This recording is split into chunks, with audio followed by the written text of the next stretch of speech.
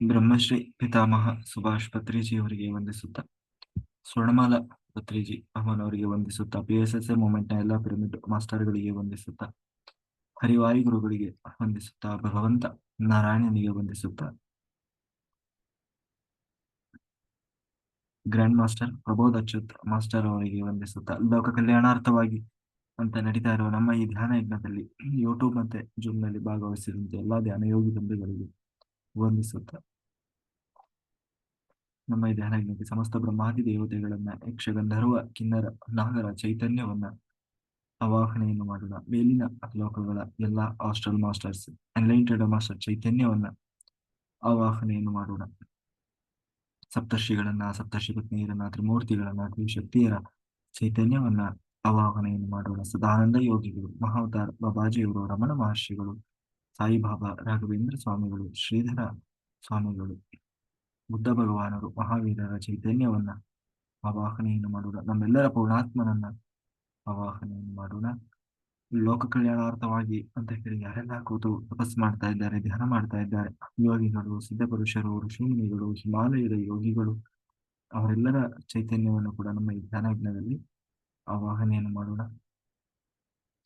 ವಿಶ್ವರೂಪಿಯಾದ ಪರಬ್ರಹ್ಮ ಸ್ವರೂಪಿಯಾದ ಭಗವಂತನನ್ನ ಆವಾಹನೆಯನ್ನು ಮಾಡ್ತಾ, ಅವರೆಲ್ಲರ ಚೈತನ್ಯ ಫ್ರೀಕ್ವೆನ್ಸಿಯಲ್ಲಿ ನಾವೆಲ್ಲರೂ ಒಂದಾಗಿ ಈ ಧ್ಯಾನ ಯಜ್ಞದಲ್ಲಿ ಮುಂದುವರಿಯೋಣ ಅಂತ ಹೇಳ್ತಾ, ವೆರಿ ಗುಡ್ ಮಾಸ್ಟರ್ಸ್. ನಾವೀಗಾಗಲೇ ಭಾಗವತ ಚಿಂತನೆಯನ್ನ ಮಾಡ್ತಾ ಇದ್ವಿ. ಭಾಗವತದಲ್ಲಿ ಕೃಷ್ಣ ತಾನೀಗಾಗಲೇ ನಡೆದಾಡ್ಲಿಕ್ಕೆ ಶುರು ಮಾಡಿದ್ದಾನೆ. ನಡೆದಾಡ್ಲಿಕ್ಕೆ ಶುರು ಮಾಡಿದ್ದಾನೆ. 2 ವರ್ಷ, ಎರಡೂವರೆ ವರ್ಷ ಆಗಿದೆ. ಕೃಷ್ಣ ತಾನು ಈಗ ಬಾಲಲೀಲೆಯನ್ನು ತೋರಿಸ್ಲಿಕ್ಕೆ ಶುರು ಮಾಡಿದ. ಅಂದ್ರೆ ಬಹಳ ತುಂಟಾಟ ಮಾಡ್ಲಿಕ್ಕೆ ಶುರು ಮಾಡಿದ. ಎಷ್ಟು ತುಂಟಾಟ ಅಂತಂದ್ರೆ ಕೃಷ್ಣನ ಚೇಷ್ಟೆ ಆ ಅತಿರೇಕಕ್ಕೆ ಹೋಗ್ತಾ ಇತ್ತಂತೆ. ಅಂದ್ರೆ ಅದರಲ್ಲೂ ಆ ಗೋಪಿಕಾ ಸ್ತ್ರೀಯರಿಗೆ ಮತ್ತೆ ಕೃಷ್ಣನಿಗೆ ಆ ಆದ್ರೆ ನೋಡ್ಲಿಕ್ಕೆ ಬಹಳ ಮುದ್ದಾಗಿದ್ದ ಹುಡುಗ. ಬಹಳ ಎಲ್ಲರೂ ಇಷ್ಟಪಡ್ತಾ ಇದ್ರು. ಯಾಕೆಂದ್ರೆ ಅವನು ನಂದಗೋಪನ ಮಗ.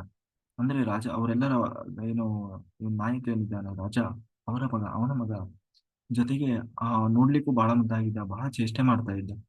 ಹೀಗೆ ಅವನು ಎಷ್ಟು ಚೇಷ್ಟೆ ಮಾಡ್ತಾ ಇದ್ದ ಅಂತಂದ್ರೆ ಎಲ್ಲರಿಗೂ ಬಹಳ ರೋಸಿ ಹೋಗಿ ಕೊನೆಗೆ ಒಂದು ದಿನ ಎಲ್ಲಾ ಗೋಪಿಕೆಯರು ಬಂದು ಆ ಯಶೋದೆಯ ಮುಂದೆ ಕೃಷ್ಣನನ್ನ ಹಿಡ್ಕೊಂಡು ಬಂದು ಆ ಕೃಷ್ಣನ ಎಲ್ಲಾ ತುಂಟಾಟಗಳನ್ನ, ಏನೇನೆಲ್ಲ ಅವನು ಚೇಷ್ಟೆ ಮಾಡ್ತಾ ಇದ್ದಾನೆ, ಹೀಗೆಲ್ಲ ನಮಗೆ ತೊಂದರೆ ಕೊಡ್ತಾ ಇದ್ದಾನೆ ಇವನು ಅಂತ ಹೇಳಿ.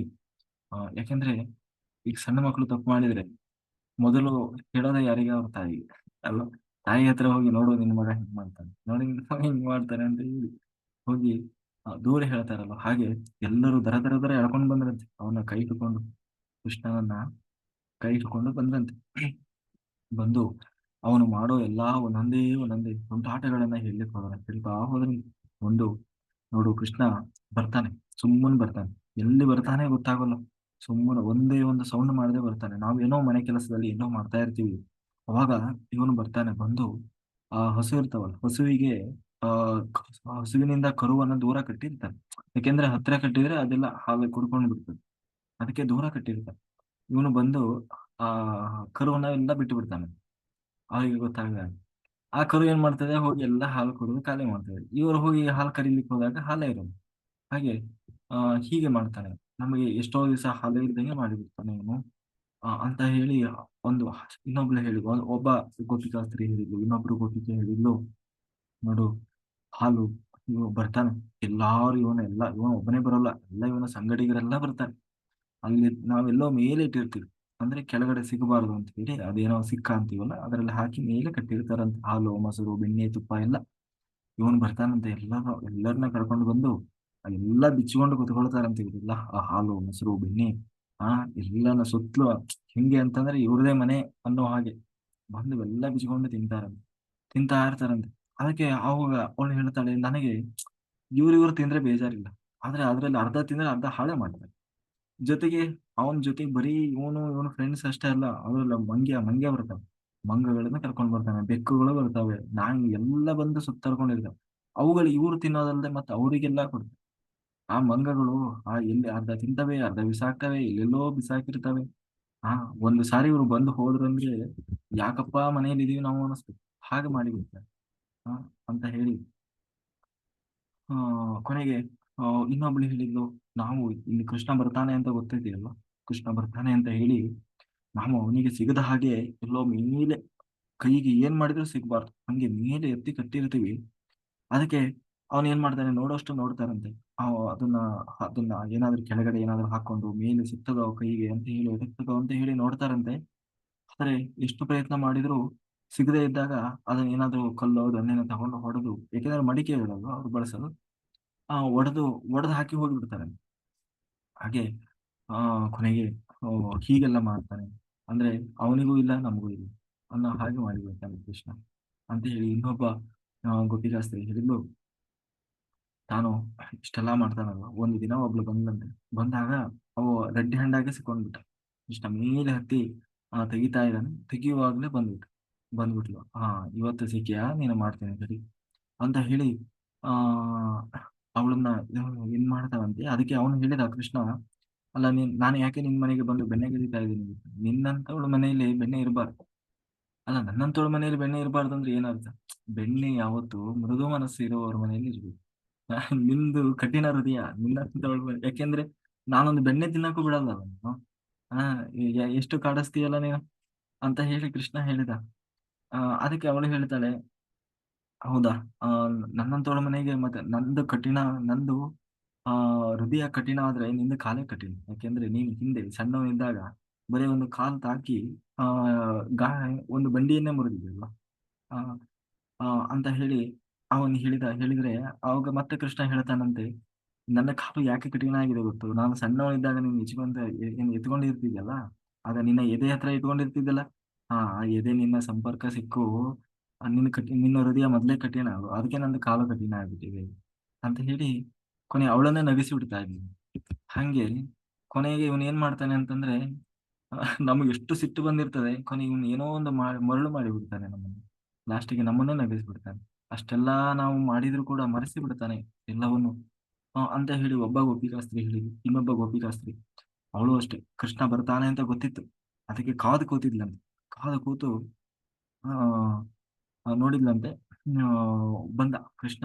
ಬಂದು ಕೂಡಲೇ ಹಿಡ್ಕೊಂಡು, ಬಂದ್ಯಾ, ಇಷ್ಟು ದಿವಸದಿಂದ ಬಂದೆ, ಕದ್ದು ಕದ್ದು ಬರ್ತಾ ಇದ್ದಿ, ಇವತ್ತು ನನಗೆ ರೆಡ್ ಹ್ಯಾಂಡ್ ಆಗಿ ಸಿಕ್ಕೊಂಡಿದ್ದಿ, ತಡಿ ನಿನಗೆ ಕಟ್ಟಿ ಹಾಕ್ತೀನಿ ನಿನ್ನ ಅಂತ ಹೇಳಿ ಹಿಡ್ಕೊಂಡ್ ಬಿಟ್ಲಂತೆ. ಹಿಡ್ಕೊಂಡು ಕೂಡ್ಲೇ ತಪ್ಪಿಸ್ಕೊಂಡು ಅಲ್ಲೊಂದು ಮಡಿಕೆ ಇತ್ತಂತೆ. ಮಡಿಕೆ ತೆಗೆದು ಅಲ್ಲೊಂದು ಅವಲಕ್ಕಿ ಚೀಲದ ಮೇಲೆ ಎತ್ತಿಟ್ಟ. ಇಟ್ಟು ಅವಲಕ್ಕಿ ಚೀಲವನ್ನ ಒಂದ್ಸರಿ ನೋಡ್ತಾನಂತೆ, ಅವಳನ್ನ ಒಂದ್ಸರಿ ನೋಡ್ತಾನಂತೆ. ಅಲ್ಲ, ಏನ್ ಮಾಡ್ತಾ ಇದ್ದೀನಿ, ಅಲ್ಲ ನಾನು ನೋಡ್ತಾ ಇದ್ದೀನಿ, ಏನ್ ನೋಡ್ತಾ ಇದ್ದೀನಿ, ಆ ಅವಲಕ್ಕಿ ಚೀಲ ನಿನ್ ತರನೇ ಕಾಣ್ತಾ ಇದೆ. ಆ, ನೀನು ಹಂಗೆ ಇದ್ದಿ, ಆ ಒಂದು ಮಡಿಕೆ ಇಟ್ರೆ ಹೆಂಗೆ ಕಾಣ್ತೀಯೋ ಹಂಗೆ ಕಾಣ್ತಾ ಇದ್ದಿ ಅಂತ ಹೇಳಿ ಅವಳನ್ನು ನಗಿಸಿಬಿಟ್ಟು ನಾನು. ಹಂಗೆ ಕೊನೆಗೆ ಇವನು ಹೊಡಿಯಕ್ಕೂ ಮನಸ್ಸು ಬರಲ್ಲ ನಮಗೆ, ಹಂಗೆ ಮಾಡಿಬಿಡ್ತಾನೆ. ಕೊನೆಗೆ ಇನ್ನೂ ಕೆಲವರು ಏನ್ ಮಾಡ್ತಾನೆ ಅಂದ್ರೆ, ಅದೇನಾದ್ರೂ ಸಿಗ್ಲಿಲ್ಲ, ಯಾರಾದ್ರೂ ಬಹಳ ಪ್ರೊಟೆಕ್ಷನ್ ಇಟ್ಟಿದ್ರು ಅಂದ್ರೆ ಸುಮ್ಮನೆ ಬಂದು ಅವ್ರ ಮನೇಲಿ ಆ ತೊಟ್ಲಲ್ಲೆಲ್ಲ ಮಲಗಿರ್ತಾವಲ್ಲ ಮಕ್ಕಳು, ಅವನ್ ಹಂಗೆ ಜೋರು ಚಿವುಟಿ ಹೋಗ್ಬಿಡೋದು. ಯಾಕಂದ್ರೆ ಅವು ಬಹಳ ಹೊತ್ತು ಅಳ್ತಾ ಇರ್ತಾವಲ್ಲ, ಅವನ್ ಸಮಾಧಾನ ಮಾಡ್ತಾ ಕೂತ್ಕೊಳ್ಳೋದು. ಹಿಂಗೆ ಹೀಗೀಗೆಲ್ಲ ಮಾಡ್ತಾನೆ. ಇವನು ಮಾಡದೇ ಇರೋ ತುಂಟಾಟ ಒಂದಲ್ಲ ಎರಡಲ್ಲ. ಅವನಿಗೆ ಉದ್ದೇಶವೇನೋ ನಮ್ಮ ಕಾಟ ಕೊಡ್ಬೇಕು. ಹಾ, ನಮ್ಮನ್ನ ಹಂಗೆಲ್ಲ ಗೋಳಾಯ್ಕೊಂತಾನೆ. ಇನ್ನೊಬ್ರು ಇನ್ನೊಬ್ಳು ಹೇಳಿದ್ಲು, ಗೋಪಿಕಾಸ್ತ್ರಿ, ಅಲ್ಲ ಅವನಿಗೆ ಏನಾದ್ರೂ ಮಾಯಾವಿದೆ, ಏನಾದ್ರೂ ಕಲ್ಕೊಂಡಿದ್ದಾನ, ಯಾಕೆ ಯಾಕೆ ಅಂದ್ರೆ ನಾವು ಏನೋ ಒಂದ್ ರೂಮಲ್ಲಿ ಇದ್ದಾನೆ ಕೃಷ್ಣ ಕೃಷ್ಣ ಅಂತದಂಗೆ ಎಲ್ಲೋ ಇನ್ನೊಂದ್ ರೂಮಲ್ಲಿ ಕಾಣ್ತಿರ್ತಾನೆ. ಅಂದ್ರೆ ಇಲ್ಲಿ ಇದಾನೆ ಅಂತದಾಗನೆ ಇನ್ನೊಂದ್ ಕಡೆ ಎಲ್ಲೋ ಕಾಣಿಸ್ತಾನೆ. ಅಂದ್ರೆ ಮಾಯ ಆಗೋ ತರ ಕಾಣಿಸ್ತಾನ ಅವನು. ಹಾಗಾದ್ರೆ ಏನಾದ್ರು ಮಾಯವಿದ್ಯೆ ಏನಾದ್ರು ಕಲ್ತಿದಾನ. ಇನ್ನೊಬ್ರು ಹೇಳಿದ್ರು, ಅವನು ಕತ್ತಲೆ ಕೋಣೆಯಲ್ಲಿ ಬಂದ್ರು ಕೂಡ ಬೆಳಕು ಬರ್ತದೆ. ಹಾ, ಅವನು ಏನೋ ಏನೋ ವಿಶೇಷತೆ ಇದೆ ಅವನಲ್ಲಿ ಅಂತ ಹೇಳಿ ಯಾರಿಗೂ ಗೊತ್ತಿಲ್ಲ, ಅವನು ದೇವರು ಅನ್ನೋದು ಗೊತ್ತಿಲ್ಲ. ಆದ್ರೆ ಅವನು ಬಟ್ ಅಷ್ಟು ಮುದ್ದಾಗಿದ್ದಾನೆ, ಅವನು ನೋಡ್ಲಿಕ್ಕೂ ಅಷ್ಟು ಚಂದ ಕಾಣ, ಹಂಗಾಗಿ ಬಹಳ ಇಷ್ಟ ಆಮೇಲೆ ರಾಜನ ಮಗ. ಆದ್ರೆ ಹಾಗಾಗಿಲ್ಲ, ಕತ್ತಲೆ ಕೋಣೆಗೆ ಬಂದ್ರು ಬೆಳಕಾಗಿ ಬಿಡ್ತದೆ. ಹೀಗೆಲ್ಲ ಕೊನೆಗೆ ಏನೂ ಸಿಗ್ಲಿಲ್ಲ. ಕೊನೆಗೆ ಬಹಳ ಕಷ್ಟಪಟ್ಟು ಇವರು ಬಹಳ ಕೃಷ್ಣ ಹೆಂಗಿದ್ರು ಅವನು ಎಲ್ಲಾ ಸಂಗಡಿಗಳನ್ನೆಲ್ಲ ಕರ್ಕೊಂಡು ಬಂದು ಹೀಗೆಲ್ಲ ಮಾಡ್ತಾನಲ್ವಾ ಅಂತ ಹೇಳಿ ಬಹಳ ಶ್ರಮ ವಹಿಸಿ ಏನೇನು ಸಿಗ್ಬಾರ್ದು ಹಂಗೆ ಎಲ್ಲಾ ಕಟ್ಟಿ ಇಟ್ಟಿದ್ರು, ಏನು ಸಿಗದ ಹಾಗೆ ಮಾಡಿದ್ರು ಅಂತಂದ್ರೆ ಮಾರನೇ ದಿವಸ ಬೆಳಗ್ಗೆ ಎದ್ದು ಬಾಗಿಲು ತೆಗಿಯೋಂಗಿಲ್ಲ ಅಂತ. ಯಾಕೆಂದ್ರೆ ಎಲ್ಲ ಇವನ ಸಹಚರರು ಸಂಗಡಿಗರು ಯಾರು, ನಾಯಿ, ಬೆಕ್ಕುಗಳು, ಕೋತಿ, ನಾಯಿ ಏನೇ ಇರ್ತಾವಲ್ಲ, ಅವೆಲ್ಲ ಬಂದು ಅವ್ರ ಮನೆ ಮುಂದೆ ಎಲ್ಲ ಮಲಮೂತ್ರ ವಿಸರ್ಜನೆ ಮಾಡಿ ಎಲ್ಲ ಗಲೀಜ್ ಮಾಡಿ ಹೋಗ್ಬಿಟ್ಟಿದ್ರು. ಬೆಳಿಗ್ಗೆ ಎದ್ದು ಇವರಿಗೆ ಬಳಿ ಇನ್ನು ತೊಳೆಯೋದೇ ದೊಡ್ಡ ಕೆಲಸ. ಹೀಗೆಲ್ಲ ಮಾಡಿಬಿಡ್ತಾರೆ. ಇಷ್ಟೆಲ್ಲಾ ಕಾಟ ಕೊಡ್ತಾನೆ ಇಂತಹ ಮಗನ ಅಂತ ಹೇಳಿ ಆ ಆ ಎಲ್ಲ ಅಂದ್ರೆ ಒಬ್ರಿಗಿಂತ ಒಬ್ರು ಕಂಪ್ಲೇಂಟ್ ಮಾಡಿದ್ರು. ಅವನಿಗೆ ಕೊನೆಗೆ ಯಶೋದೆ ತಾನು ಬೈದ್ಲು, ಹೌದಾ, ಇನ್ನು ಇನ್ನು ಎರಡೂವರೆ ವರ್ಷ ನಿನಗೆ ಇವಾಗ್ಲೇ ಇಷ್ಟೆಲ್ಲ ಕಿರ್ಲೆ ಕೊಡ್ತೀನಿ, ಇನ್ನು ಮುಂದೆ ನಿನ್ನ ಕಟ್ಟಿ ಹಾಕ್ತೀನಿ, ಎಲ್ಲೂ ಹೋಗೋಂಗೆ ಇಲ್ಲ ನೀನ್ ಅಂತ ಹೇಳಿ ಅವರ ಯಶೋದೆ ತಾನು ಹೆದರಿಸಿದ್ಲು. ಜೊತೆಗೆ ಕೃಷ್ಣ ಹೇಳಿದ, ಹೌದಾ, ನಾನು ನಿಮಗೆ ಇಷ್ಟೆಲ್ಲ ತೊಂದರೆ ಕೊಡ್ತಾ ಇದ್ದೀನಲ್ಲ, ಹಾಗಾದ್ರೆ ಇನ್ ಮುಂದೆ ನಿಮ್ ಮನೆಗೆ ಬರೋದೇ ಇಲ್ಲ ನಾನು. ಹ ಅಂತ ಕೃಷ್ಣ ಹೇಳಿದ್ರೆ, ಯಾವಾಗ ಅವ್ರು ಹೇಳಿದ್ರೆ, ಇಲ್ಲ ಇಲ್ಲ ಹಂಗೆಲ್ಲ ಮಾಡ್ಬೇಡ, ನೀನ್ ಬರ್ಬೇಕು. ಆ ನೀನ್ ಬರ್ಬೇಡ ಅಂತ ಹೇಳಲ್ಲ, ಆದ್ರೆ ನಿಮ್ದು ಸ್ವಲ್ಪ ತುಂಟಾಟ ಕಡಿಮೆ ಮಾಡ್ಕೋಬೇಕು. ಯಾಕೆಂದ್ರೆ ನೀನು ಮಾಡೋದು ಹೆಂಗ ಆಗ್ತದೆ ಅಂತಂದ್ರೆ, ಮೊದಲೇ ನಾವು ನಮ್ಮ ಮನೆ ಕೆಲಸ ಮಾಡ್ಕೊಳ್ಳೋದೇ ದೊಡ್ಡದಿರ್ತದೆ. ಅಂತದ್ರಲ್ಲಿ ನೀನು ಏನಾದ್ರೂ ಬಂದು ಕಿತಾಪತಿ ಮಾಡಿದೆ ಅಂದ್ರೆ, ನಾವು ದಿನಪೂರ್ತಿ ನೀನು ಕಿತಾಪತಿನ ಸರಿ ಮಾಡೋದೇ ಆಗಿರ್ತದೆ. ಹಂಗಾಗಿ ಇಷ್ಟೆಲ್ಲ ಕಾಟ ಕೊಡಬೇಡ ಅಂತ ಹೇಳಿ ಅವರೆಲ್ಲ ಕೃಷ್ಣನನ್ನ ಕೇಳ್ಕೊಳ್ತಾ ಮತ್ತೆ ಅಂದ್ರೆ ಬರದೇ ಇರ್ಬೇಡ, ಬಾ ಅಂತ ಹೇಳಿ ಅವರ ಮತ್ತೆ ಕೇಳ್ಕೊಳ್ತಾ ಇದ್ದ. ಹೀಗೆ ಕೃಷ್ಣ ಮತ್ತೆ ಆ ಗೋಪಿಕೆಯರು ಆ ಅವರಿಗೆ ಹೀಗೆಲ್ಲಾ ಕಾಟ ಕೊಡ್ತಾ ಇದ್ದ ಕೃಷ್ಣ. ಯಾಕೆ ಹಾಗೆ ಮಾಡಿದ ಅಂತಂದ್ರೆ, ಅದಕ್ಕೆ ಹೇಳ್ತಾರೆ ಕೃಷ್ಣ, ಆ ಗೋಪಿಕೆಯರು ಅಂದ್ರೆ ಬೇರೆ ಯಾರು ಅಲ್ಲ. ಅವರು ಬೇಕು ಅಂತಲೇ ಬಂದವರು, ಅಂದ್ರೆ ಅಪ್ಸರಾ ಸ್ತ್ರೀಯರು. ಎಲ್ಲರೂ ಕೃಷ್ಣನ ಈ ಬಾಲಲೀಲೆಯನ್ನ ನೋಡಬೇಕು ಅಂತಲೇ ಬಂದವರು. ಆ, ಕೃಷ್ಣನ ಬಾಲಲೀಲೆಯನ್ನ ನೋಡಿ ಆ ಕೃಷ್ಣನೊಟ್ಟಿಗೆ ನಾವು ಜೀವನ ಕಳಿಬೇಕು ಅಂತ ಹೇಳಿ ಮೇಲೆ ಅಪ್ಸರಾ ಸ್ತ್ರೀಯರು ಇಲ್ಲಿ ಗೋಪಿಕೆಯರಾಗಿ ಬಂದಿದ್ದಾರೆ. ಎಲ್ಲದಕ್ಕಿಂತ ಹೆಚ್ಚಾಗಿ ಕೃಷ್ಣ, ಅವರೆಲ್ಲ ಹೇಗೆ ಕೃಷ್ಣನನ್ನ ಬೈತಾರಲ್ವ, ಕೃಷ್ಣ ಅಂತವನು ಕಳ್ಳ, ಕದ್ದು ಬರ್ತಾನೆ, ಬೆಣ್ಣೆ ತಿಂತಾನೆ, ಚೋರ, ನವನೀತ ಚೋರ, ನವನೀತ ಅಂದ್ರೆ ಬೆಣ್ಣೆ, ಬೆಣ್ಣೆ ಕಳ್ಳ ಅಂತ ಹೇಳಿ ಬೈತಾರಲ್ವಾ. ಆಗ ಅವರ ಭಗವಂತನನ್ನ ಬೈದ್ರೆ ಏನಾಗ್ತದೆ, ಪುಣ್ಯ ಕಡಿಮೆ ಆಗ್ತದಲ್ಲ. ಅವರಲ್ಲಿ ಭಗವಂತನಲ್ಲಿ ಭಕ್ತಿ ಜಾಸ್ತಿ ಎಲ್ಲ ಮಾಡಿ ಪುಣ್ಯ ಎಲ್ಲ ಜಾಸ್ತಿ ಆಗಿಬಿಟ್ಟಿತ್ತಂತೆ ಆ ಅಪ್ಸರಾಸ್ತ್ರೀಯರಲ್ಲಿ. ಅಂದ್ರೆ ಇದು ಶಾಸ್ತ್ರದಲ್ಲಿ ಒಂದು ಮಾತು ಹೇಳ್ತಾರೆ, ಏನು ಅಂದ್ರೆ, ಯೋಗ್ಯತೆಗಿಂತಲೂ ಮೀರಿ ನಾವು ಏನಾದರೂ ಸಾಧನೆ ಮಾಡಿದ್ರೆ ದೇವರು ಆ ಸಾಧನೆಯನ್ನ ಅವರ ಯೋಗ್ಯತೆಗೆ ತಕ್ಕ ಹಾಗೆ ಮತ್ತೆ ಪುನಃ ಕಡಿಮೆ ಮಾಡಿಸ್ತಾನೆ. ಏನೋ ಒಂದು ತಪ್ಪು ಮಾಡಿಸಿ, ಕೆಲವೊಮ್ಮೆ ನಾವು ಈ ಇದರಲ್ಲಿ ನೋಡ್ತೀವಿ, ಏನು ದೇವತೆಗಳು ಕೂಡ ಕೆಲವೊಮ್ಮೆ ತಪ್ಪು ಮಾಡ್ತಾರೆ. ಯಾವುದೋ ಒಂದು ಶಾಪ ಬರ್ತದೆ. ಕಾರಣ ಏನು ಅಂತಂದ್ರೆ, ಅವರಲ್ಲಿ ಅವರ ಅರ್ಹತೆಗೂ ಮೀರಿ ಅವರು ಏನಾದರೂ ಸಾಧನೆ ಮಾಡಿದ್ರೆ ಅವರನ್ನ ಪುನಃ ಯಾವುದೋ ಒಂದು ತಪ್ಪು ಮಾಡಿಸಿ ಪುನಃ ಅದನ್ನ ಬ್ಯಾಲೆನ್ಸ್ ಮಾಡ್ತಾನೆ ದೇವರು. ಈಗ ನಮ್ಮಲ್ಲೇ ನೋಡಿ, ಎನರ್ಜಿ ಜಾಸ್ತಿ ಆದ್ರೆ ಏನಾಗ್ತದೆ, ತಡ್ಕೊಳಕ್ ಆಗ್ತದ? ಈ ಕೆಲವರಿಗೆ ಆಗಲ್ಲ, ಅದು ಏನ್ ಮಾಡ್ತಾರೆ, ಹೋಗಿ ಬೇರೆ ಭೂಮಿಗೋ ಯಾವ್ದಾದ್ರು ಮರಕ್ಕೋ ಹೋಗಿ ಡಿಸ್ಚಾರ್ಜ್ ಮಾಡ್ತಾರಲ್ವಾ. ಹಾಗೆ ನಮ್ಮಲ್ಲಿ ಆ ಯೋಗ್ಯತೆ ಅರ್ಹತೆಗಿದು ಮೀರಿ ಏನಾದರೂ ಸಾಧನೆ ಆದ್ರೆ ದೇವರು ಕಡಿಮೆ ಮಾಡ್ತಾರೆ. ಹಾಗೆ ಅಪ್ಸರಾ ಸ್ತ್ರೀಯರು ಅವರ ಸಾಧನೆ, ಅವರ ಅರ್ಹತೆಗೂ ಮೀರಿ ಸಾಧನೆ ಮಾಡಿದ್ರು, ಅದನ್ನ ಕಡಿಮೆ ಮಾಡಬೇಕಾಗಿತ್ತು. ಹಾಗಾಗಿ ಅವರಿಂದ ಭಗವಂತನನ್ನ ನಿಂದನೆ ಮಾಡುದು. ಎರಡನೇದಾಗಿ, ನಾವು ಏನಾದ್ರೂ ಕಳ್ಳತನ, ಚೋರತನ, ಮೋಸ, ದಗ, ವಂಚನೆ ಮಾಡಿದ್ರೆ ಕೃಷ್ಣನನ್ನ ಈ ರೂಪದಲ್ಲಿ ಆರಾಧನೆ ಮಾಡಿ, ಹೇ ನವನೀತ ಚೋರ ಅಂತ ಹೇಳಿ ಭಕ್ತಿಯಿಂದ ಕರೆದು ಅವನಿಗೆ ಬೆಣ್ಣೆ ಕೊಟ್ರೆ ನಮ್ಮ ಪಾಪ ಕಳೀತವೆ ಅನ್ನೋ, ಹೀಗಾದ್ರೂ ನಿಮ್ಮ ಪಾಪ ಕಳ್ಕೊಳ್ರಿ ಅನ್ನೋದನ್ನ ತೋರಿಸ್ಲಿಕ್ಕಾಗಿ ಭಗವಂತ ತಾನು ಹೀಗೆಲ್ಲ ತಾನು ಬಹಳ ಲೀಲೆಯನ್ನ ತೋರಿಸಿದ. ಎಲ್ಲದಕ್ಕಿಂತ ಹೆಚ್ಚಾಗಿ ಯಶೋಧ ಮತ್ತೆ ನಂದಗೋಪ ಅವರಿಗೆ ಬಹಳ ಲೀಲೆ, ಯಾಕೆಂದ್ರೆ ಅವರು ತಪಸ್ಸು ಮಾಡಿದ್ದಾರೆ. ಕೃಷ್ಣ ನಿನ್ನ ಬಹಳ ಲೀಲೆಯನ್ನ ನಾವು ನೋಡ್ಬೇಕು ಅಂತ ಹೇಳಿ ತಪಸ್ಸು ಮಾಡಿ ಬಂದಿದ್ದಾರೆ. ಹಾಗಾಗಿ ಅವರಿಗೆ ಬಾಲಲೀಲೆ ತೋರಿಸ್ಬೇಕಲ್ಲ. ಇನ್ನು ಯಶೋದೆಗೆ ಹೆಂಗೆ ಕೊಡಬೇಕು ಅಂತ ಇದ್ದ ಕೃಷ್ಣ, ಅದನ್ನ ಹೇಳ್ತಾರೆ. ಯಶೋದೆ ಕೊನೆಗೆ ಒಂದು ದಿನ ಎಲ್ಲ ಆಟ ಆಡ್ತಾ ಇದ್ದಾರಂತೆ ಹುಡುಗರು, ರಾಮ ಬಲಭದ್ರ ಎಲ್ಲ ಅಲ್ಲೆಲ್ಲ ಸಣ್ಣ ಸಣ್ಣ ಹುಡುಗರು ಇರ್ತಾರಲ್ಲ, ಎಲ್ಲ ಹುಡುಗರು ಮತ್ತೆ ಕೃಷ್ಣ ಎಲ್ಲರೂ ಆಟ ಆಡುವಾಗ, ಕೃಷ್ಣ ಸಾಮಾನ್ಯವಾಗಿ ಈ ಹುಡುಗರು ಓಡಾಡುವಾಗ ಸುಮ್ಮನೆ ಸಿಕ್ಕಿದ್ದನ್ನೇ ತೆಗೆದು ಬಾಯಿ ಇಟ್ಕೊಂತ ಅಲ್ವಾ, ಏನಾದ್ರೂ ಪ್ಲಾಸ್ಟಿಕ್ ಏನಾದ್ರೂ ಆಗಿದೆ. ಕೊನೆಗೆ ಹಾಗೆ ಏನಾಯ್ತು ಅಂತಂದ್ರೆ, ಆಟ ಆಡುವಾಗ ಕೃಷ್ಣ ಅಲ್ಲೊಂದಿಷ್ಟು ಮಣ್ಣಿತ್ತಂತೆ, ಮಣ್ಣು ತೆಗೆದು ಬಾಯಿ ಇಟ್ಕೊಂಡ. ಅಲ್ಲಿರೋ ಹುಡುಗರೆಲ್ಲ ನೋಡಿದ್ರು ಅದನ್ನ, ಕೃಷ್ಣ ಮಣ್ಣು ತಿಂದ, ಕೃಷ್ಣ ಮಣ್ಣು ತಿಂದ. ಎಲ್ಲರೂ ಓಡೋಗಿ ಯಶೋದೆಗೆ ಹೇಳಿದ್ರು, ಇಲ್ಲ ಕೃಷ್ಣ ಮಣ್ಣು ತಿಂದ್ಬಿಟ್ಟ. ಕೃಷ್ಣ ಮಣ್ಣು ತಿಂದ ಅಂದ್ರೆ ಯಶೋದೆ ಓಡಿ ಬಂದು, ಯಾಕಂದ್ರೆ ಮಣ್ಣು ತಿಂದ್ರೆ ಎಲ್ಲ, ಈಗ ಸಾಮಾನ್ಯವಾಗಿ ಎಲ್ಲಾ ಮಕ್ಕಳು ತಿಂತಾರಲ್ಲ ಮಣ್ಣು ತಿನ್ನೋದು ಸಹಜ. ಹ ಬಂದು ಯಶೋದೆ ಬಂದು ಹಿಡ್ಕೊಂಡು ಹೇಳ, ಕೃಷ್ಣ ಮಣ್ಣು ತಿಂದ್ಯಾ? ಕೃಷ್ಣ ಹೇಳ್ತಾನೆ, ಇಲ್ಲಮ್ಮ ನಾನು ಮಣ್ಣು ತಿಂದಿಲ್ಲ. ಮತ್ತೆ ಅವರೆಲ್ಲ ಹೇಳ್ತಾ ಇದ್ದಾರಲ್ಲ, ಹೌದೌದಾ, ಇಲ್ಲ ಕೃಷ್ಣ ತಿಂದ, ನಾವು ನೋಡಿದೀವಿ, ಕಣ್ಣಾರೆ ನೋಡಿದೀವಿ, ಕೃಷ್ಣ ಮಣ್ಣು ಬಾಯಿ ಹಾಕೊಂಡ, ಅದು ಇಷ್ಟೊಂದು ಭಕ್ಷ್ಯ ತಗೊಂಡು ಹಿಂಗೆ ಬಾಯಿ ಹಾಕೊಂಡ. ಅದಕ್ಕೆ ಕೃಷ್ಣ ಹೇಳ್ತಾನೆ, ಇಲ್ಲಮ್ಮ ನಾನು ಮಣ್ಣು ತಿಂದಿಲ್ಲ. ಇಲ್ಲ ಹಂಗಾದ್ರೆ ಬಾಯಿ ತೆಗಿ ನೋಡೋಣ, ಬಾಯಿ ತೆಗಿ ನೋಡೋಣ ಅಂತ ಹೇಳಿ ಕೃಷ್ಣನಿಗೆ ಹೇಳಿದ್ರೆ, ಕೃಷ್ಣ ಅಂತ ಬಾಯಿ ತೆಗೆದಂತೆ ಹಿಂದೆ ಒಂದ್ಸಾರಿ ನೋಡಿದ್ಲು ಬ್ರಹ್ಮಾಂಡವನ್ನ ಪುನಃ ತೋರಿಸಿದ. ಬ್ರಹ್ಮಾಂಡ ಅಲ್ಲಿ ನೋಡ್ತಾಳಂತೆ, ಏನು ಎಲ್ಲ ಸೂರ್ಯ ಚಂದ್ರರು ಎಲ್ಲಾ ಗ್ರಹಗಳು ಕಾಣ್ತಾ ಇದ್ದಾವನು, ಎಲ್ಲಾ ಲೋಕಗಳ ಬ್ರಹ್ಮದೇವರು ಕಾಣಿಸ್ತಾ ಇದ್ದಾರೆ, ತಾನು ಕಾಣ್ತಾ ಇದ್ದಾಳೆ, ತನ್ನ ನಂದಗೋ ಎಲ್ಲವೂ ಕಾಣಿಸ್ತಾ ಇದೆ. ಅದನ್ನ ನೋಡಿ ಅವ ಪುನಃ ಗೊತ್ತಾಯ್ತು, ಓಹೋ, ಇವನು ನನ್ನ ಮಗ ಅಲ್ಲ, ಇವನು ಸಾಕ್ಷಾತ್ ಭಗವಂತ ಇವನು ಅಂತ ಹೇಳಿ ತಾನು ಕೈ ಮುಗಿಲಿಕ್ಕೆ ಶುರು ಮಾಡಿದ ಕೂಡಲೇ ಮತ್ತೆ ಬಾಯಿ ಮುಚ್ಚಿದ. ಆದ್ರೆ ಕೃಷ್ಣ ಬಾಯಿ ತೆಗೆದಾಗ ಮಣ್ಣು ಇರ್ಲಿಲ್ವಂತೆ ಒಳಗೆ. ಯಾಕೆ ಇರ್ಲಿಲ್ಲ ಅಂತಂದ್ರೆ ಅದಕ್ಕೆ ಹೇಳ್ತಾರೆ, ಅದು ಭಗವಂತ ತೋರಿಸಿದ ಲೀಲೆ. ಏನು ಅಂತಂದ್ರೆ, ಭೂಮಾತೆ ತಾನು ಮೊದಲೇ ಪ್ರಾರ್ಥನೆ ಮಾಡಿದ್ಲಲ್ವಾ, ಮೊದಲು ಆರಂಭದಲ್ಲಿ, ಹೇ ಭಗವಂತ, ಎಲ್ಲಾ ದುಷ್ಟರಿಂದಾಗಿ ಭೂಭಾರ ಆಗಿದೆ, ನೀನು ಬಂದು ಅವತಾರ ಮಾಡು ಅಂತ ಹೇಳಿ ಹಿಂದೆ ಹೋಗಿ ಪ್ರಾರ್ಥನೆ ಮಾಡಿದ್ಲು. ಆ ಪ್ರಾರ್ಥನೆಗೆ ಹೋಗೊಟ್ಟು ಭಗವಂತ ತಾನು ಅವತಾರ ಮಾಡಿದ್ದ. ಆಗ ಭೂಮಾತೆ ಹೇಳ್ತಾ ಇದ್ಲಂತೆ, ಹೇ ಕೃಷ್ಣ, ನಿನ್ನ ಪುಟ್ಟ ಪುಟ್ಟ ಹೆಜ್ಜೆಗಳಿಂದ ನಾನು ಅಲಂಕೃತನಾಗ್ತಾ ಇದ್ದೇನೆ. ನಾನು ಎಷ್ಟು ಸಂತುಷ್ಟನಾಗಿದ್ದೇನೆ ಅಂತಂದ್ರೆ, ನನಗೆ ಬಹಳ ಖುಷಿ ಆಗ್ತಾ ಇದೆ, ಏನಾದ್ರೂ ಕೊಡ್ಬೇಕು ನಿನಗೆ ಅನಿಸ್ತಾ ಇದೆ. ಅದಕ್ಕೆ ಅಂತ ಹೇಳಿ ಆ ಭೂಮಾತೆ ತಾನು ಹೇಳ್ತಾ ಇದ್ಲಂತೆ. ಅದಕ್ಕೆ ಕೃಷ್ಣ, ಆ ಈ ಭೂದೇವಿ ಹತ್ರ ಏನಿದೆ, ಮಣ್ಣಿದೆ ಅಲ್ವಾ, ಅದನ್ನೇ ತೆಗೆದು ಆ ಭೂದೇವಿ ಕೊಟ್ಲಂತೆ, ಅದನ್ನೇ ತೆಗೆದು ಬಾಯಿ ಹಾಕೊಂಡಂತೆ. ಹಾಗೆ ಅದು ಭೂದೇವಿ ಕೊಟ್ಟ ಪ್ರಸಾದ. ಆ ಹಾಗಾಗಿ ಅದು ಮಣ್ಣಾಗಿರ್ಲಿಲ್ಲ. ತನ್ನ ಒಳಗೆ ಇತ್ತಲ್ಲ ಬ್ರಹ್ಮಾಂಡ, ಅಲ್ಲಿ ಹೋಯ್ತು. ಹಂಗಾಗಿ ಆ ಆ, ಅದು ನೋಡುವವರಿಗೆ ಆ ಮಣ್ಣು ತಿಂದ ಕೃಷ್ಣ ಅನ್ನೋ ಹಾಗೆ ಇತ್ತು. ಹಾಗೆ ಕೃಷ್ಣ ಸುಳ್ಳು ಹೇಳಲಿಲ್ಲ. ಯಾಕಂದ್ರೆ ಮಣ್ಣು ತಿಂದ್ರು ಕೂಡ ತಾನು ಹೇಳಿದ್ನಲ್ಲ, ಇಲ್ಲಮ್ಮ ನಾನು ಮಣ್ಣು ತಿನ್ಲಿಲ್ಲ ಅಂತ ಹೇಳಿ. ಹಂಗೆ ಕೊನೆಗೆ ಒಂದು ದಿನ ಏನಾಯ್ತು ಅಂದ್ರೆ, ಯಶೋದೆ ತಾನು ಮೊಸರು ಕಡಿತಾ ಇದ್ದಾಳಂತೆ. ಬಹಳ ಅಲಂಕಾರ ಮಾಡ್ಕೊಂಡಿದ್ದ. ಬಹಳ ಅಲಂಕಾರ ಮಾಡಿಕೊಂಡು ತಾನು ಎಲ್ಲ ಈ ಹೆಣ್ಮಕ್ಳೆಲ್ಲ ತಲೆ ಬಾಚಿಕೊಂಡು ಎಲ್ಲ ತಿರುಬು ಕಟ್ಟಿಕೊಂಡಿದ್ದಾಳಂತೆ. ಅದಕ್ಕೆಲ್ಲ ಮಲ್ಲಿಗೆ ಹೂಗಳನ್ನ ಕಟ್ಟಿಕೊಂಡಿದ್ದಾಳಂತೆ. ಕೃಷ್ಣ ಆ ಆ ಕೃಷ್ಣನನ್ನ ಮಲಗಿಸ್ಕೊಂಡಿದ್ದಾಳಂತೆ. ಕೃಷ್ಣನನ್ನ ಮಲಗಿಸಿ ಆ ಆ ಏನು ಮೊಸರು ಕಡಿತಾ ಇದ್ದ. ಮೊಸರು ಕಡಿತಾ ಆ ಕೃಷ್ಣ ಹಾಲು ಕುಡಿತಾ ಇದ್ದಾನೆ. ಜೊತೆಗೆ ನೋಡುವಾಗ ಆ ಏನಾಯ್ತು, ಕೃಷ್ಣನನ್ನೇ ನೆನೆದು ಹಾಡು ಹೇಳ್ತಾ ಹೇಳ್ತಾ ತಾನು ಮೊಸರು ಕಡಿತಾ ಇದ್ದ. ಕೃಷ್ಣ ಹಾಡು ಕೇಳಿಸ್ಕೋ ಅಂತ ಹಾಲು ಕುಡಿತಾ ಇದ್ದ. ಅಂದ್ರೆ ಕೃಷ್ಣನಿಗೆ ನೈವೇದ್ಯ ಆಗ್ತಾ ಇದೆ. ಅದೇ ಟೈಮಲ್ಲಿ ಏನಾಯ್ತು, ಒಲೆ ಮೇಲೆ ಹಾಲಿಟ್ಟಿದ್ರು. ಯಾರು? ಆ ಯಶೋದೆ. ಈ ಹಾಲು ಮುಖ್ಯವಾಗಿ ಬಿಡ್ತದಲ್ಲ, ಅದಕ್ಕೆ ಆ ಕೃಷ್ಣನನ್ನ ಬಿಡಿಸಿದ್ಲು. ತಾನು ಬಿಟ್ಟು ಹೋಗಿ ಹಾಲು ಇಳಿಸ್ಬೇಕು ಅಂತ ಹೋದ್ಲು.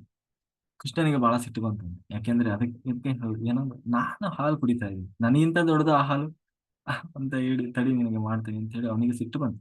ಸಿಟ್ಟು ಬಂದ್ರೆ ಈಗ ಈಗ ಸಣ್ಣ ಮಕ್ಕಳು ಮಾಡ್ತಾರೆ ನೋಡಿ, ಬಹಳ ಸಿಟ್ಟು ಬಂದ್ರೆ ಸುಮ್ಮನೆ ಅಲ್ಲಿರೋದನ್ನೆಲ್ಲ ಚೆಲ್ಲಾಡೋದು, ಒದಿಯೋದು, ಹೀಗೆಲ್ಲ ಮಾಡ್ತಾರೆ.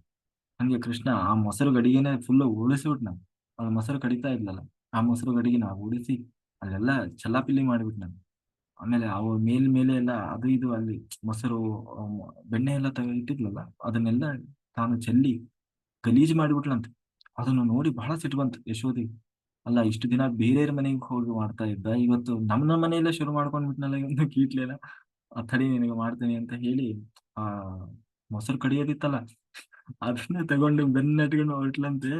ಅವನು ಓಡ್ ಹೋಗ್ತಾ ಇದ್ದಾನ. ಮುಗೀತು ನನ್ನ ಕತೆ, ಇನ್ನು ಸಿಕ್ಕರೆ ಕೆಡ್ತ ಕೆಲ್ಸ ಅಂತ ಹೇಳಿ ಓಡಿ ಹೊಂಟಾಳ. ಅದ್ರ ಹಿಂದೆ ಹೋಗ್ತಾ ಇದೆ. ಅದನ್ನ ಹೇಳ್ತಾರೆ ಶುಕಾಚಾರ್ಯರು. ಹೆಂಗಂದ್ರೆ, ಪರೀಕ್ಷಿತ, ಹೇಗಿತ್ತು ಗೊತ್ತಾ ಆ ದೃಶ್ಯ? ಸಾವಿರಾರು ವರ್ಷ ತಪಸ್ಸು ಮಾಡಿದ್ರು ಸಿಗದೇ ಇರುವಂತಹ ಕೃಷ್ಣನನ್ನ ಇವಳು ನಾನು ಹಿಡಿತೀನಿ ಅಂತ ಹೋಗ್ತಾ ಇದ್ದಾಳಲ್ಲ, ಆ ಅಂತ ಹೇಳಿ ಆ ಕೊನೆಗೆ ಆ ಕೃಷ್ಣ ಓಡಿ ಓಡಿ ಹೋಗ್ತಾನಂತೆ. ಆ ಪುಟ್ಟ ಪುಟ್ಟ ಹೆಜ್ಜೆಗಳು, ಆ ಓಡಿ ಹೋಗೋ ರಭಸದಲ್ಲಿ ಇವಳು ಆ ಕಟ್ಟಿಕೊಂಡ ತುರುಬೆಲ್ಲ ಬಿಚ್ಚಿ ಹೋಗ್ತಾ ಇದೆ. ಅದನ್ನ ಮತ್ತೆ ಎಳೆದು ಕಟ್ಕೊಂತ ಇದ್ದಾಳಂತೆ. ಆ ಹೂ ಹಾಕೊಂಡಿದ್ದಾಳಲ್ಲ, ಆ ಹೂವೆಲ್ಲ ಉದಿರಿ ಬೀಳ್ತಾ ಇದೆ. ಅದು ಹೇಗೆ ಕಾಣಿಸ್ತಾ ಇತ್ತು ಅಂದ್ರೆ, ಕೃಷ್ಣನ ಪಾದದ ಮೇಲೆ ಒಂದೊಂದೇ ಹೂ ಹಾಕೊಂತ ಹೋಗಿದಾರೇನೋ ಅನ್ನೋ ಹಾಗೆ ಕಾಣಿಸ್ತಾ ಇತ್ತಂತೆ. ಕೊನೆಗೆ ಎಷ್ಟೇ ದೂರ ಬೆನ್ನಟ್ಕೊಂಡು ಹೋದ್ರು ಕೃಷ್ಣ ಸಿಗ್ಲೇ ಇಲ್ಲ. ಕೊನೆಗೆ ಸುಸ್ತಾಗಿ ಯಶೋಧ ಕುತ್ಕೊಂಡ್ ಬಿಟ್ಲಂತೆ. ಅಯ್ಯೋ ಕೃಷ್ಣ, ನನ್ನ ಕೈಯಲ್ಲಿ ನಿನ್ನ ಹಿಡಿಲಿಕ್ಕೂ ಆಗ್ತಾ ಇಲ್ಲಲ್ಲೋ, ಯಾಕೋ ಹೀಗೆಲ್ಲ ಕಾಡಿಸ್ತೀಯಾ ಅಂತ ಯಾವಾಗ ಕುತ್ಕೊಂಡ್ಲು. ಆಗ ಕೃಷ್ಣ ಅಯ್ಯೋ ಪಾಪ ಅಂತ ವಾಪಸ್ ಬಂದ. ಕೊನೆಗೆ ವಾಪಸ್ ಬಂದು ತಕ್ಷಣ ಗಪ್ಪನ ಹಿಡ್ಕೊಂಡು, ಸಿಕ್ಕ್ಯಾ, ಇದೆ ತಡಿ ನಿನಗೆ ಅಂತ ಹೇಳಿ ಎಳ್ಕೊಂಡ್ ಬಂದಂತೆ. ಎಳ್ಕೊಂಡ್ ಬಂದು ಆ ಮನೆಯಲ್ಲಿ ಇಷ್ಟು ದಿವಸ ಸಿಗದೆ ಓಡಿ ಹೋಗ್ತೀಯಾ, ತಡಿ ನಿನಗೆ ಮಾಡ್ತೇನೆ ಅಂತ ಹೇಳಿ ಕರ್ಕೊಂಡು ಬಂದು ಹಗ್ಗದಲ್ಲಿ ಕಟ್ಟಿದ್ಲಂತ. ಅಂದ್ರೆ ದೇವರನ್ನ ನಾವು ಬಲವಂತವಾಗಿ ಹಿಡಿತೀವಿ, ನಮ್ಮ ಬಲದಿಂದ ಹಿಡಿತೀವಿ ಅಂತ ಹೇಳಿ ದೇವರನ್ನ ದೇವರು ಸಿಕ್ಕಿಬಿಡ್ತಾನೆ ಅಂತ ನಾವು ಹೋದ್ರೆ ಖಂಡಿತ ಬಲದಿಂದ ಸಿಗುವವನಲ್ಲ. ನಾವು ಶರಣಾದ್ರೆ ಮಾತ್ರ ದೇವರು ಸಿಗ್ತಾನೆ ಅನ್ನುವುದು ಅದರ ತಾತ್ಪರ್ಯ. ಕೊನೆಗೆ ನಾನು ಆ ಒಂದು ಹಗ್ಗದಲ್ಲಿ ಕಟ್ಟಾಕಿಲ್ಲ. ಅವಲಕ್ಕಿ ಚೀಲ ಇತ್ತಲ್ಲ, ಅವಲಕ್ಕಿ ಚೀಲಕ್ಕೆ ಅವನನ್ನು ಕಟ್ಟಾಕಿಲ್ಲ. ಕಟ್ಟಾಕಿ, ಈಗ ಎಲ್ಲಿ ಹೋಗ್ತೀಯ, ಹೋಗು ನೋಡೋಣ. ಇವತ್ತು ನೀನು ಇಲ್ಲೇ ಇರ್ಬೇಕು, ಎಲ್ಲಿಗೂ ಹೋಗಂಗಿಲ್ಲ, ನೀನು ಊಟ ಇಲ್ಲ ತಿಂಡಿ ಇಲ್ಲ ಅಂತ ಹೇಳಿ ಕಟ್ಟಾಕಿಲ್ಲ ಅಂದ್ರೆ ಕಟ್ಟಾಕಿ, ಕೊನೆಗೆ ತಾನು ಅದನ್ನೆಲ್ಲ ಗಲೀಜೆಲ್ಲ ಮಾಡಿದ್ನಲ್ಲ, ಅದನ್ನ ಕ್ಲೀನ್ ಮಾಡ್ಲಿಕ್ಕೆ ಹೋದ್ಲು. ಇವನು ಇವನು ಒಂದ್ ಕಡೆ ಕೊರೋನೆಲ್ಲ ನಿಲ್ಲವನಲ್ಲ. ಆ ಈಗ ಇಲ್ಲಿವರೆಗೂ ಬರೀ ಒಬ್ಬನೇ ಹೋಗ್ತಾ ಇದ್ದ, ಈಗ ಅವಲಕ್ಕಿ ಚೀಲದ ಸಮೇತ ಹೊರಟ. ಆಯ್ತಾ, ಅವಲಕ್ಕಿ ಚೀಲ ಅದು, ಅದನ್ನ ಎಳ್ಕೋಂತ ಹೊಂಟ. ಅದನ್ನ ಸರಿ ಕಟ್ಟಿದಾಳೆ, ಅದನ್ನ ಎಳ್ಕೋಂತ ಹೊರಡ. ಅವ್ರ ಮನೆ ಹಿಂದೆ ಎರಡು ದೊಡ್ಡ ಆ ಈ ಮತ್ತಿ ಮರ ಅಂತ ಹೇಳ್ತಾರೆ. ಆ ಮತ್ತಿ ಮರವನ್ನ ಎರಡು ಅಕ್ಕಪಕ್ಕದಲ್ಲಿ ಮತ್ತಿ ಮರಗಳ ನಿಂತಿದ್ದು ಅಂತೆ. ಆ ಮತ್ತಿ ಮರವನ್ನ ನೋಡಿ ಆ ಆ ಎರಡು ಮರದ ನಡುವೆ ಇವನು ಆ ಚೀಲ ಸಮೇತ ನುಗ್ಗಿದ. ಹೀಗೆ ನುಗ್ತಾನೆ, ಆ ಮರ ಎರಡು ಹಿಡ್ಕೊಂಡ್ ಬಿಟ್ಟಿದೆ, ಚೀಲ ಅಡ್ಡಾಗಿ ಅದು ಮುಂದಕ್ಕೆ ಹೋಗಕ್ ಆಗ್ತಾ ಇಲ್ಲ. ಕೊನೆಗೆ ಜೋರ್ ಒಂದ್ಸಾರಿ ಹೀಗೆ ಅನ್ನಂತೆ ಆ ಎರಡು ಮರಗಳೇ ಬಿದ್ದು ಬಿಟ್ಟವಂತೆ. ಕೊನೆಗೆ ಆ ಯಾಕೆ ಹೀಗಾಯ್ತು ಅಂತಂದ್ರೆ, ಆ ಮರಗಳು ಬೇರೆ ಯಾರೂ ಅಲ್ಲ, ಕುಬೇರನ ಮಕ್ಕಳು. ನಳಕುಬೇರ ಮತ್ತೆ ಮಣಿಗ್ರೀವ ಅನ್ನುವಂತಹ ಇಬ್ಬರು ಕುಬೇರನ ಮಕ್ಕಳು. ಅವರು ಶಾಪಗ್ರಸ್ತರಾಗಿ ಆ ಮರಗಳಾಗಿದ್ರು. ಯಾಕೆ ಅವರಿಗೆ ಶಾಪ ಬಂತು ಅಂತಂದ್ರೆ, ಒಮ್ಮೆ ಅವರು ಸಾಮಾನ್ಯವಾಗಿ ಕುಬೇರ ಅಂತಂದ್ರೆ ಶ್ರೀಮಂತ. ಶ್ರೀಮಂತನ ಮಕ್ಕಳು ಹೇಗಿರ್ತಾರೆ, ಬಹಳ ಅಹಂಕಾರ ದರ್ಪಿತರಾಗಿರ್ತಾರಲ್ವಾ, ಹಾಗೆ ಬಹಳ ದರ್ಪಿಷ್ಠರಾಗಿದ್ರು. ಬಹಳ ಅಂದ್ರೆ ಏನಂತೀವಿ, ಆ ಒಂದು ವಿವೇಕ ಅನ್ನೋದಕ್ಕಿಂತ ವಿನಯತೆ ಅನ್ನೋದನ್ನೇ ಮರೆತು ಹೋಗಿದ್ರು. ದೊಡ್ಡವರಿಗೆ ಗೌರವ ಕೊಡಬೇಕು, ಈ ತರದ ಒಂದು ಮನಸ್ಥಿತಿಯೇ ಇರಲಿಲ್ಲ. ಹೀಗೆ ಒಮ್ಮೆ ಅವರು ಎಲ್ಲಾ ಹೆಣ್ಣುಮಕ್ಕಳ ಹೊತ್ತಿಗೆ ಒಂದು ನದಿಯಲ್ಲಿ ಜಲಕ್ರೀಡೆ ಆಡುವಾಗ ನಾರದರು ಬಂದರಂತೆ. ನಾರದರು ದೊಡ್ಡವರು ಬಂದಿದ್ದಾರೆ, ಬಂದಾಗ ಒಂದು ಸೌಜನ್ಯತೆಯನ್ನ ತೋರಿಸ್ಬೇಕು ಅನ್ನುವ ಸಾಮಾನ್ಯ ಜ್ಞಾನವೂ ಇಲ್ಲದೆ ಆ ವರ್ತನೆ ಮಾಡಿದಾಗ ನಾರದರಿಗೆ ಸಿಟ್ಟು ಬಂತು. ನಿಮಗೆ ದುರ ಈ ಸಂಪತ್ತಿನ ಮದ ಮತ್ತಿಗೆ, ಹಾಗಾಗಿ ನಿಮಗೆ ಏನೋ ಬುದ್ಧಿ ಬರಬೇಕು ಅಂತಂದ್ರೆ ಏನ್ ಮಾಡ್ಬೇಕು, ನಿಮಗೆ ಬಡತನದ ಅರಿವು ಆಗಬೇಕು, ಕಷ್ಟದ ಅರಿವು ಆಗ್ಬೇಕು. ಅದರಲ್ಲೂ ತಾವು ಬೆತ್ತಲೆಯಾಗಿ ತಾವು ಜಲಕ್ರೀಡೆ ಆಡ್ತಾ ಇದ್ದಾರೆ, ಆ ನಾರದರು ಬಂದಾಗ ಬೆತ್ತಲೆನೇ ನಿಂತ್ಕೊಂಡಿದ್ದಾರೆ.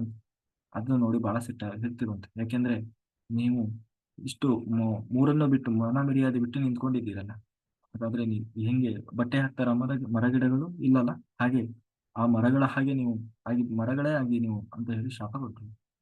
ಕೊನೆಗೆ ಅವರಿಗೆ ಪಶ್ಚಾತ್ತಾಪ ಆಯಿತು. ಪಶ್ಚಾತ್ತಾಪ ಆದಾಗ ಕೊನೆಗೆ ಪುನಃ ನಾರದರು ಹೇಳಿದ್ರು, ಮುಂದೆ ಕೃಷ್ಣ ಬರ್ತಾನೆ, ಭಗವಂತ ತಾನು ಕೃಷ್ಣನಾಗಿ ಬಂದಾಗ ನಿಮ್ಮ ಶಾಪ ವಿಮೋಚನೆ ಮಾಡ್ತಾನೆ ಅಂತ ಹೇಳಿ ಅವರಿಗೆ ಅನುಗ್ರಹವನ್ನು ಮಾಡಿದ್ರು. ಕೊನೆಗೆ ಅವರು ಎಷ್ಟೋ ವರ್ಷಗಳಿಂದ ಕಾಯ್ತಾ ಇದ್ರು, ಭಗವಂತ ಬರ್ತಾನೆ, ನಮ್ಮನ್ನು ಶಾಪ ವಿಮೋಚನೆ ಮಾಡ್ತಾನೆ ಅಂತ ಹೇಳಿ. ಈಗ ಆ ಮೂಲಕ ಅವರಿಗೆ ಶಾಪ ವಿಮೋಚನೆ ಆಯ್ತು. ಶಾಪ ವಿಮೋಚನೆ ಆಯ್ತು. ಕೊನೆಗೆ ಅವರಿಬ್ರು ಕೃಷ್ಣನನ್ನ ಸ್ತೋತ್ರ ಮಾಡಿದರು. ಸ್ವಾಮಿ, ನಾವು ನಿಜವಾಗಲೂ ನಮಗೆ ನಾರದರು ಕೊಟ್ಟಿದ್ದು ಶಾಪ ಅಲ್ಲ, ಇದು ವರ ಅಂತ ತಿಳ್ಕೊಳ್ತೀವಿ. ಯಾಕೆಂದ್ರೆ ಅವರಿಂದಾಗಿ ನಾವು ನಿನ್ನ ದರ್ಶನ ಮಾಡುವ ಭಾಗ್ಯ ಸಿಕ್ತಲ್ವ, ನಿನ್ನ ಸ್ಪರ್ಶ ಮಾಡುವ ಭಾಗ್ಯ ಸಿಕ್ತು ಅಂತ ಹೇಳಿ ಆ ಅವರು ಸ್ತೋತ್ರ ಮಾಡಿ ತಾವು ಹೊರಗೆ ಹೋದ್ರು. ಇಷ್ಟೆಲ್ಲ ಆದ್ಮೇಲೆ ಎಲ್ಲರಿಗೂ ಈಗ ಮತ್ತೆ ಧಾವನದಲ್ಲಿ ಬಹಳ ದೊಡ್ಡ, ಯಾಕೆಂದ್ರೆ ಇಷ್ಟು ದೊಡ್ಡ ಮರಗಳು ಬಿದ್ದಲ್ಲ, ಒಂದ್ರ ಮೇಲೆ ಒಂದು ಉತ್ಪಾತಗಳಾಗ್ತಾ ಇದೆ. ಯಾಕೋ ಈ ನಂದಗೋಕುಲಕ್ಕೆ ಬಂದಾಗಲಿಂದಲೇ ಹೀಗೆಲ್ಲ ನಡೀತಾ ಇದೆ. ಏನಾದ್ರೂ ಹಾಗಾಗಿ ನಾವು ಇಲ್ಲಿಂದ ಹೊರಟು ಹೋಗೋಣ, ಯಾಕಂದ್ರೆ ಇಲ್ಲಿ ಬಂದು ಬಹಳ ದಿನ ಆಯ್ತು ಅಂತ ಹೇಳಿ ತಾವು ಎಲ್ಲರೂ ಸಭೆ ಸೇರಿದ್ರಂತೆ. ಗೋಪಾಲಕರು, ಗೋಪಿಕೆಯರೆಲ್ಲ ಸಭೆ ಸೇರಿ, ಯಾಕೆಂದ್ರೆ ಅದರಲ್ಲೂ ಒಂದಲ್ಲ ಒಂದು ಅನಾಹುತಗಳು ನಡೀತಾನೆ ಇದೆ ಒಂದ್ರ ಮೇಲೆ ಒಂದು. ಯಾಕಂದ್ರೆ ಇಲ್ಲಿ ಬಂದ ಮೇಲೇನೆ ಆತರ ಆಗ್ತಾ ಇದೆ. ಮೊದಲೇ ಅವರು ಒಂದು ಅಲೆಮಾರಿ ಜನಾಂಗ, ಪುನಃ ನಾವು ಬೇರೆ ಕಡೆಗೆ ಹೊರಡೋಣ ಅಂತ ಹೇಳಿ ತಾವು ಈ ವೃಂದಾವನದ ಕಡೆಗೆ ಹೊರಟರು. ನಂದ ಗೋಕುಲದಿಂದ ಅಂದ್ರೆ ಇನ್ನೊಂದು ಕಡೆ ಏನೋ ಎಲ್ಲಾ ಮೇವುಗಳನ್ನು, ಇನ್ನೂ ಒಂದು ಅರ್ಥದಲ್ಲಿ ಹೇಳ್ತಾರೆ, ಅಲ್ಲಿ ಎಲ್ಲಾ ಮೇವುಗಳೆಲ್ಲ ಖಾಲಿ ಆಗಿಬಿಟ್ಟಿದ್ದಾನೆ ಮೇವು.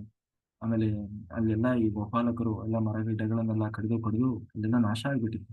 ಅದಕ್ಕೆ ಕೃಷ್ಣನಿಗೆ ಅಲ್ಲಿ ಇರ್ಲಿಕ್ಕೆ ಇಷ್ಟ ಆಗ್ಲಿಲ್ಲ. ಅದಕ್ಕೆ ತಾನು ಜಾಗ ಚೇಂಜ್ ಮಾಡಬೇಕು ಅಂತ ಅನಿಸಿ ಆ ಅಲ್ಲಿಂದ ತಾವು ಹೊರಟರು ಅಂತ ಹೇಳಿ ಅವರು ಹೀಗೆ ಹೋಗುವಾಗಲೂ ಕೂಡ ಆ ಎಲ್ಲ ಆ ಕೃಷ್ಣನ ಬಾಲ ಲೀಲೆಯನ್ನೇ ಹಾಡ್ತಾ ಹಾಡ್ತಾ, ಯಾಕೆಂದ್ರೆ ಅವರೆಲ್ಲ ಅಷ್ಟು ಹಚ್ಕೊಂಡಿದ್ರು ಕೃಷ್ಣನನ್ನು. ಆ ಕೃಷ್ಣ, ಏಕೆಂದ್ರೆ ಕೃಷ್ಣನೇ ನಮ್ಮ ಸರ್ವಸ್ವ ಅನ್ನುವಷ್ಟು ಹಚ್ಕೊಂಡಿದ್ರು. ಕೊನೆಗೆ ಆ ಕೃಷ್ಣನ ಬಾಲ ಲೀಲೆಯನ್ನ ಹೇಳ್ತಾ ಹೇಳ್ತಾ ಕೊನೆಗೆ ವೃಂದಾವನನ ಸೇರಿದರು. ಆ ವೃಂದಾವನದಲ್ಲಿ ಕೃಷ್ಣ ವತ್ಸಪಾಲನಾದ. ವತ್ಸಪಾಲನಾದ ಅಂದ್ರೆ ಕರು ಕಾಯುವವನು. ಆಯ್ತಾ, ಎಲ್ಲಾ ಹಸು ಮತ್ತೆ ಕರು ಎರಡನ್ನೂ ಒಟ್ಟಿಗೆ ಹೊಡ್ಕೊಂಡು ಹೋಗಲ್ಲ, ಯಾಕೆಂದ್ರೆ ಅವೆಲ್ಲ ಹಾಲು ಕುಡ್ಕೊಂಡು ಬಿಡ್ತವೆ ಮೇಯ್ದುಕೊಂಡು ವಾಪಸ್ ಬರುವಾಗ. ಅದಕ್ಕೆ ಹಸುಗಳನ್ನೆಲ್ಲ ಹೊಡ್ಕೊಂಡು ದೂರ ಹೋಗ್ತಾರೆ. ಆ ಕರುಗಳೆಲ್ಲ ಇರ್ತಾವಲ್ಲ ಅವನ್ನೆಲ್ಲ ಹತ್ತಿರದಲ್ಲೇ ಈ ಸಣ್ಣ ಸಣ್ಣ ಮಕ್ಕಳು ಇರ್ತಾರಲ್ವ ಅವರೆಲ್ಲ ಕಾಯ್ತಾರೆ. ಹಿಂಗೆ ವತ್ಸಪಾಲ ಅಂದ್ರೆ 4-5 ವರ್ಷದ ಹುಡುಗ. ಕೃಷ್ಣ 5 ವರ್ಷ ಆದ. 5 ವರ್ಷವನಾದಾಗ ಅವನ ವಯಸ್ಸಿನವರೇ ಎಲ್ಲ ಹುಡುಗರು ಸೇರಿ ತಾನು ಆ ಕರುಗಳನ್ನೆಲ್ಲ ಕಾಯ್ತಾ ಇದ್ರು. ಆಗೆಲ್ಲ ಹೇಗೆ ತಾನು ಲೀಲೆಯನ್ನು ತೋರಿಸಿದ ಕೃಷ್ಣ ಅನ್ನೋದನ್ನು ಅದನ್ನು ನಾವು ನಾಳೆ ದಿವಸ ನೋಡೋಣ ಅಂತ ಹೇಳಿದ. ಕಾಯೇನ ವಾಚ ಮನಸೇಂದ್ರಿಯೇವ ಬುದ್ಧ್ಯಾತ್ಮನವ ಪ್ರಕೃತಿ ಸ್ವಭಾವತ್ ಕರೋಮಿ ಯದ್ಯತ್ ಸಕಲಂ ಪರಸ್ಮೈ ನಾರಾಯಣಾಯತಿ ಸಮರ್ಪಯಾಮಿ ಸರ್ವಂ ಶ್ರೀಕೃಷ್ಣಾರ್ಪಣಮಸ್ತು. ಇಲ್ಲಿಯವರೆಗೆ ಶ್ರದ್ಧಾಭಕ್ತಿಯಿಂದ ಆಲಿಸಿದಂಥ ಜೂಮ್ ಮತ್ತು ಯೂಟ್ಯೂಬ್ನಲ್ಲಿ ಎಲ್ಲ ಧ್ಯಾನಯೋಗಿ ಬಂಧುಗಳಿಗೆ ಅನಂತ ಕೋಟಿ ಧನ್ಯವಾದಗಳು. ನನ್ನೊಳಗೆ ಕೂತು ಹರಿವಾಯುಗುರುಗಳು ಏನು ನುಡಿಸಿದರೋ ಅಷ್ಟು ಹೇಳುವ ಪ್ರಯತ್ನ ಮಾಡಿದ್ದೇನೆ. ಏನೇ ಲೋಪದೋಷ ಇದ್ದರೂ ಅದು ನನ್ನ ತಪ್ಪಿನಿಂದ ಬಂದಿಸಿ ಜ್ಞಾನವಿಲ್ಲವೋ ಭಗವಂತನದ್ದು ಅಂತ ಹೇಳ್ತಾ thank you thank you thank you. Very good.